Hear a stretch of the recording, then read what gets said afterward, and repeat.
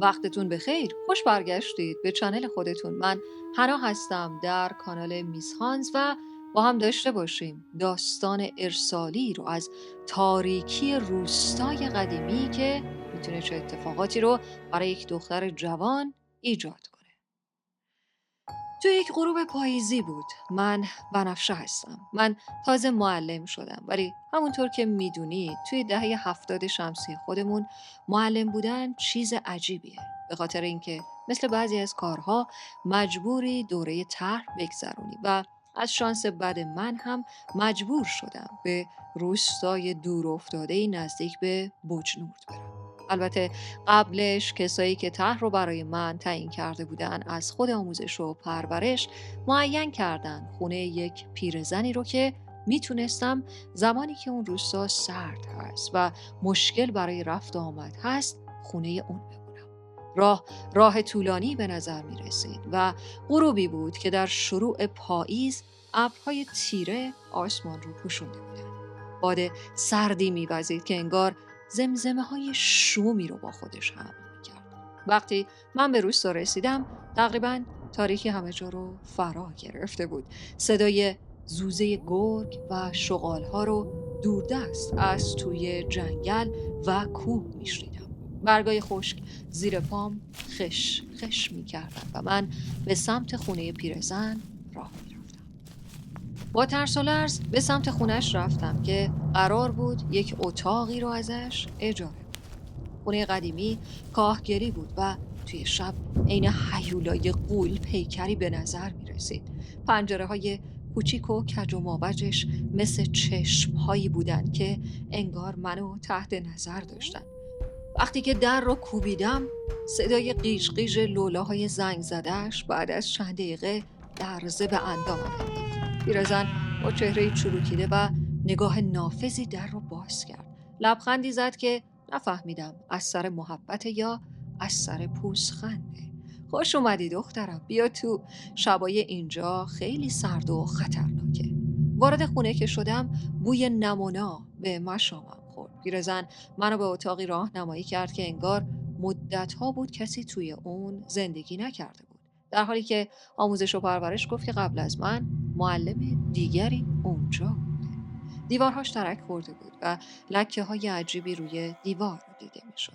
قبل از خروج از اتاق با صدای آروم گفت فقط یادت باشه دخترم، هر صدایی که شبا شنیدی از توی حیاط یا بیرون از خونه پات رو بیرون نذار. اینجا چیزایی هست که ترجیح میدم تو شبها باهاش مواجه نشی. در اتاق رو بست و من تنها شدم. با ترسی که کم کم تو وجودم داشت ریشه میکرد به این فکر میکردم که ممکنه تو این روستا چه چیزایی باشه که بهتر من اونا رو نبینم. چند وقتی گذشت و من کم کم داشتم به این زندگی روستایی عادت میکردم، ولی نگو که تازه اول بدبختی‌های من بوده. یه روز صبح برف حسابی میبارید و باد سردی هم میوزید. انگار میخواست همه چیزو با خودش بکنه و ببره. راه افتادم به سمت مدرسه.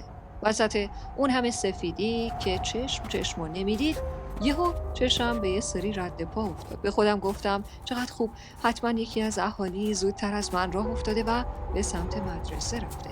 منم ساده و خوشخیال به دنبال این قدم‌های توی برف رفتم، غافل از این که دارم خودمو تو دردسر بزرگی میندازم. رفتم تا اینکه دیدم ای وای، الان کجا آمدم؟ وسط جنگل گیر کرده بودم. درختا با اون شاخه‌های لخت و عجیب و غریبشون انگار میخواستن منو بگیرن. پام به شاخه‌های روی زمین و ریشه‌های روی زمین حتی گیر میکرد. صدای باد به آبلای درختا یه طوری بود که انگار چند نفر داشتن از لای اونها ورد میخوندن و حرف میزدن. حس میکردم چشمایی از همه طرف دارن به من نگاه میکنن. داشتم از ترس سکته میکردم. اشکم در اومده بود که یه دفعه صدای پایی رو شنیدم. قلبم تو سینه داشت متوقف میشد. دنبال یه چوبی، یه چماقی، یه چیزی میگشتم که از خودم دفاع کنم. یه پسر جوون بود. نفس زنان به هم رسید و اومد سمتم. فهمیدم که پسر کت خداست. خودش گفت. بعد با یه لحن مرموزی گفت که مواظب این رد پاها باشید خانم فلانی. همشون مال آدمیزاد نیستن. یعنی منو میشناخت که فامیلی منو صدا کرد. با تعجب پرسیدم یعنی چی که مال آدمیزاد نیستن؟ منظورتون چیه؟ پسر یه نگاهی به دور و برش انداخت و گفت آروم بیا، اینجا جاییه که تو نمیتونی تو خواب هم ببینی چه موجوداتی ممکنه از تاریکی و سرما تغذیه کنن. دنبال هر رد پایی نرو. با وحشت خودم به رد پاهایی که دنبال کرده بودم نگاه کردم. تازه فهمیدم که چقدر شکلشون عجیب و غریبه. انگار مال یه چیزیه که یا پاهای خیلی بزرگ یا پنجه ممکنه داشته باشه. پسر ادامه داد بهتره زودتر برگردیم. شب که میشه اینا قوی ترم میشن. تازه امشب شب مهتاب هم هست. توی راه برگشت همش به این فکر بودم که از این به بعد هر وقت صدای زوزه میشنوم نکنه اینا اصلا صدای زوزه باد نیست، نکنه سایه هایی که من میبینم شبا از توی حیاط و کوچه رد میشن اصلا سایه درختا نیستن. پسر منو تا مکتب همراهی کرد و رفت. نفس راحتی کشیدم. حداقل اون روزو زنده مونده بودم و غذای گرگو نشده بودم. اون روز که برگشتم خونه پیرزن همه ماجرا رو براش تعریف کردم. ولی عجیب بود، انگار اون نمیخواست باور کنه. گفت که حتما منظور پسر کت خدا این بوده که باید مراقب راه باشی. موجود چیه؟ این حرفا چیه؟ نه بابا، چیز دیگه ای نیست. ولی من مطمئن بودم یه چیزی این وسط درست نیست. پیرزن انگار داشت یه چیزایی رو از من قایم میکرد. اینو حسم به من میگفت. چند هفته بعد خبر دادن که راهها باز شده و میتونم یه سر برم به خونه. خوشحال شدم، ولی خب خیلی خوشی زودگذری بود. تعطیلات کوتاه هم تموم شد و دوباره مجبور شدم به روستا برگردم. اونم روستای دورافتاده‌ای که هنوز هوا اونقدر بد بود که سوز استخونای آدم رو به درد می آورد. وقتی رسیدم پیرزن با یه لبخند مرموزی گفت که پسر کت خدا چند بار اومده سراغت، این هدیه ها رو برات آورده. چشام گرد شد، تعجب کردم. هدیه برای من آورده؟ پیرزن سر تکون داد و گفت آره، گفت که برای امر خیر اومده. یه لحظه احساس کردم حالم بد شد، چون اون پسر فقط یه بار منو دیده بود، اونم تو شرایط وحشتناک. چطوری میتونست عاشقم بشه و بخواد بیاد خواستگاری من اصلا یه دختر شهری هستم، کلی آرزو و برنامه واسه خودم دارم. اون بچه روستاه، ما اصلا با هم جور در نمیه. ولی یه چیز این وسط درست نبود. حس می‌کردم پشت جریان خواستگاری یک راز بزرگتری خوابیده. شاید این پسر میخواست از چیزی ازم محافظت کنه و اومده بود خواستگاری، یا شاید میخواست منو توی روستای خودشون نگه داره. اون شب وقتی صدای زوزه رو از بیرون شنیدم دیگه مطمئن نبودم. صدای باده، صدای آدمه، صدای گرگه. سایه هایی از توی کوچه میدیدم ولی نمیدونستم اون درخته یا یه چیزی داره منو نگاه میکنه. برداشت نشسته بودم و برگه های بچه ها رو داشتم تصحیح میکردم. یه دفعه صدای در اومد. پیرزن رفت در حیاط رو باز کنه. صدای یه مردی رو شنیدم که یالاگویان داشت میومد توی خونه. سری وسیلامو جمع کردم، رو سریم و سرم کردم، پریدم توی اتاق. با خودم گفتم حتما پیرزن خودش مهمون داره. از لای در دیدم یه مرد مسنی با یه کت گنده که انگار شونه هاش بزرگتر بود از خودش، با یه خانم چادری اومدن تو. شروع کردن اولش با پیرزن پچ پچ کردن. چند دقیقه بعد بود که پیرزن اسم منو صدا زد. بنفشه خانم، بنفشه خانم، دختر خوشگلم، میای بیرون؟ رفتم بیرون و روبروشون نشستم. شروع کردن یک سره سوال کردن. سوال پیچم کرده بودن. من خیلی گیج شده بودم. آخرش طاقت نیاوردم. ازشون پرسیدم ببخشید حاج آقا، این همه سوالی که میپرسین برای چیه؟ اون زن با یه لبخند عجیبی گفت برای خواستگاری دیگه دختر جون. قلبم ریخت. گفتم اولا من که قصد ازدواج ندارم، بعدشم من اصلا شما رو نمیشناسم. نه ممنون، من به درد پسر شما نمیخورم. بعدش پا شدم رفتم تو اتاق و در رو محکم کوبیدم. اول خیلی همه چیز ساکت بود، بعد صدای پچ پچشون اومد. وقتی داشتن میرفتن از پنجره دیدم که مادره داره با یه نگاه پر از کینه و انگار ناراحتی به اتاقم زل میزنه. یه لحظه از نگاهش ترس به تنم افتاد. اون شب صدای زوزه ها انگار خیلی نزدیک شده بودن. حس میکردم یه چیزی انگار داره دور خونه میچرخه. نکنه اینا دستی تو دعا و طلسم و اینجور چیزا دارن. نکنه ناراحت شدن بخوان تلافی کنن. فرداش که رفتم مدرسه حس کردم بچه‌ها هم حتی یه جوری به من نگاه میکنن. انگار میدونستن که روز قبل چه اتفاقی افتاده. یکی از دخترها با مهربونی گفت خانم معلم مواظب خودتون باشید. اینجا رسمه که اگه کسی جواب رد بده ممکنه که براش خیلی بد بشه. حالا دیگه مطمئن شدم. آره یه خبرایی هست. باید میفهمیدم قبل از اینکه دیر بشه. ولی به کی باید اعتماد کنم؟ الان پیرزن قابل اعتماد هست؟ پسر کت خدا خیر منو میخواد یا اینکه باید چیکار کنم؟ باید زودتر بچرخم ببینم تو این روستا چه رازی هست که انقدر همه در موردش به من اخطار میدن. انگار تازه فهمیده بودم که وارد چه دردسری شدم. کابوسام هر شب بدتر میشد. خواب میدیدم که یه عده آدم دورم حلقه زدن، یه آتیش بزرگی رو برپا کردن و انگار میخوان منو به زور یه جایی ببرن. هر بار با جیغ از خواب میپریدم و پیرزن میومد به سراغم. بهم گفت یه چند روزی برو مرخصی و برگرد به شهر خودتون. منم دیدم فکر خوبیه. رفتم خونه و واقعا حالم بهتر شد. ولی وقتی بعد از چند هفته برگشتم روستا، همه چی از اول شروع شده بود. بازم تو خونه پیرزن یه سری هدیه بود. بهش گفتم که من قبول نمی‌کنم، تو رو خدا بدین ببرن. ولی با برگشتنم دوباره حالم بد شده بود. نمیتونستم غذا بخورم. مدام چهره کت خدا و زنش، به خصوص زنش، جلوی چشم بود. صبح که میرفتم مدرسه حس می‌کردم یکی داره از پشت تعقیبم میکنه. برمیگشتم ولی کسی نبود. این خیلی منو میترسون. یه روز سر راهم پسر کت خدا با اسبش وایساده بود. سلام کردم و میخواستم رد شم که یه دفعه اسمم رو صدا کرد. بنفشه خانوم، نظرتون عوض نشده؟ نظر چی ببخشید؟ به هم با یه پوزخندی گفت ازدواج دیگه. منم گفتم ببینید ما فرهنگای متفاوتی داریم. نه من نظرم عوض نمیشه. با لبخند دیگه ای گفت ولی ما خانوادگی تا حالا نه از کسی نشنیدیم. قلبم ریخت. منظورش چیه؟ سری راهمو کشیدم و رفتم ولی حرفش مثل خوره افتاده بود به جونم. عجیبتر این بود که هر موقع اونا هدیه می آوردن من حالم بدتر می شد و وقتی پیرزن پسشون میفرستاد حالم خیلی بهتر می شد. دیگه مطمئن شدم که یه کاسه زیر نیم کاسه است. اون شب تصمیم گرفتم تحتوی قضیه رو در بیارم. منتظر شدم همه خوابیدن. آروم از اتاقم اومدم بیرون و رفتم سراغ صندوقچه قدیمی پیرزن. آخه به اونم اطمینان نداشتم. شاید اونجا یه سرنخی پیدا کنم.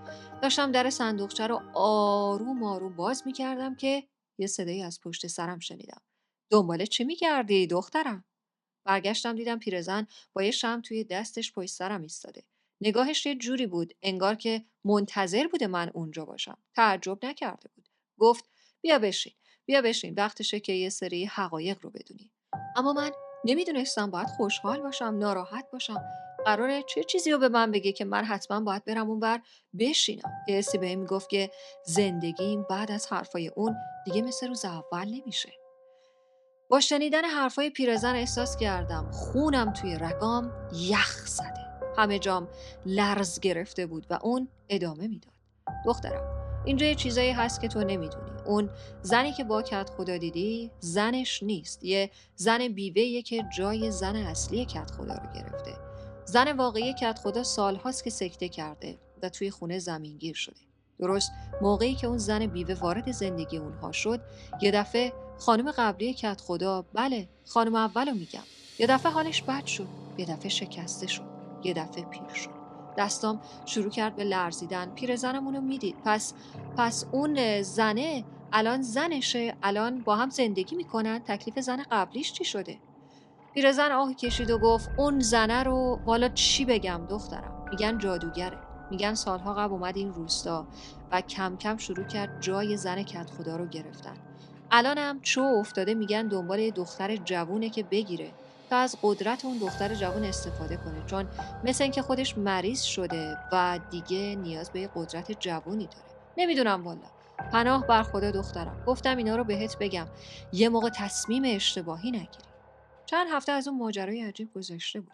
یه روز که داشتم به پیرزن توی خونه تکونی کمک می‌کردم، زیر فرش اتاقم یه ورقه زرد رنگ رو پیدا کردم. دورش با نخ قرمزی پیچیده شده بود. اول یه لحظه فکر کردم که خب کاغذ یکی از بچه‌های مدرسه است، ولی پیرزن سری جلومو گرفت، نذاشت بهش دست بزنم. با احتیاط بازش کرد، با یه پارچه‌ای بلندش کرد و با هم دیدیم که توش شکلای عجیب و غریبی کشیده شده.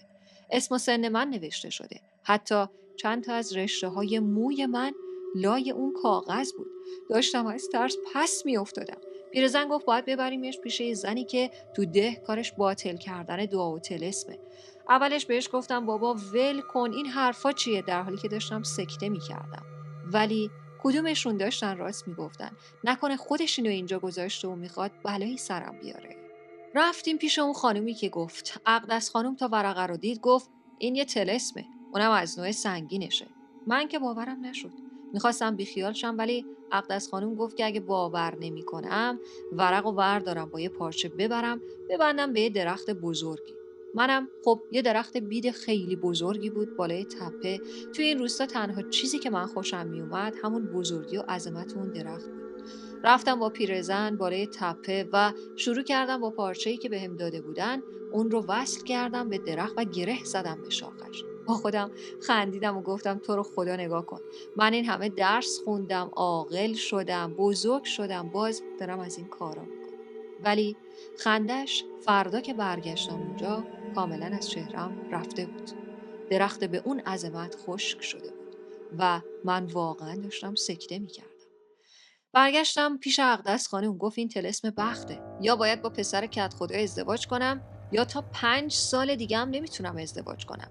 من که باور نکردم، بی خیال شدم و اومدم، ولی اونا گفتن که اون طلسم رو باطل میکنن.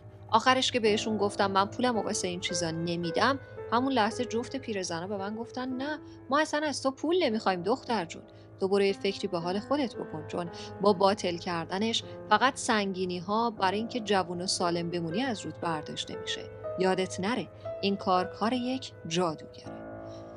من چند وقت بعدش طرحم تموم شد و از اون روستای کذایی بیرون اومدم.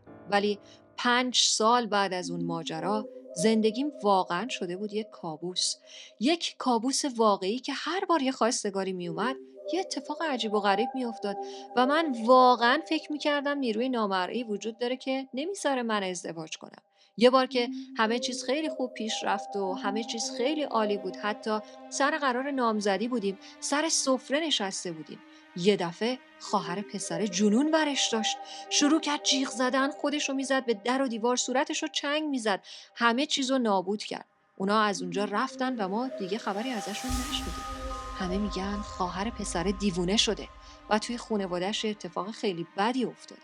ولی هر بار همین اتفاقا بود. 5 سال پیاپی پر از ناامیدی و تنهایی. دیگه اون آخرها همه چیزو بوسیدم گذاشتم کنار، به خودم گفتم ولش کن، من تا آخر اون مجرد میمونم، ولی دیگه به این چیزا فکر نمی‌کنم. تا اینکه سر 5 سال یه کسی که انگاری اصلاً طلسم روش تاثیر نذاشت اومد خواستگاری و تا آخرش خودم هم باورم نمیشد که دارم ازدواج میکنم. ما ازدواج کردیم و انگار واقعاً اون طلسم 5 سال پشت سر من بود. من دیگه نه به اون روستا رفتم نه دیگه از اون آدما خبری گرفتم، ولی مطمئنم اون زن جادوگر بوده و اون پسر من رو برای اون زن میخواسته و اصلا از من خوششون نیومده بوده. اونا دنبال استفاده کردن از انرژی من بودن. من به این چیزا اعتقادی نداشتم، اما الان که خیلی از اون ماجراها میگذره و من 2 تا بچه بزرگم دارم و هنوز هم توی همون ازدواجی هستم که انتخابش کردم، وقتی به گذشته فکر میکنم تن و بدنم میلرزه. نمیدونم چطور ممکنه همچین چیزی اتفاق بیفته. اصلا شاید قسمت این بوده که من با این کسی که الان باهاش هستم ازدواج کنم. شایدم نه. نکنه همش برنامه ریزی اونا بوده برای اینکه من یا زندگی من رو تحت تاثیر قرار بدم. این تجربه به من یاد داد که با یه نگفتن ساده، با برخورد ساده‌ای با آدم‌ها ممکنه چه بدبختیایی برای زندگیت ایجاد کنه. شاید باورش سخت باشه، ولی بعضی وقتا چیزایی تو این دنیا هستن که اصلاً توضیحی براش وجود نداره. من طرحی از اون ورقه نوشته شده رو هنوز یادمه، ولی بدونید سمت این چیزا رفتن فقط بدبختی میاره و بس. هر موقع یه درخت خشکیده میبینم به این فکر میکنم که کدوم دختر، پسر یا آدم بدبختی بختش بسته شده بوده و حالا این درختم مثل اون بخت خشکیده.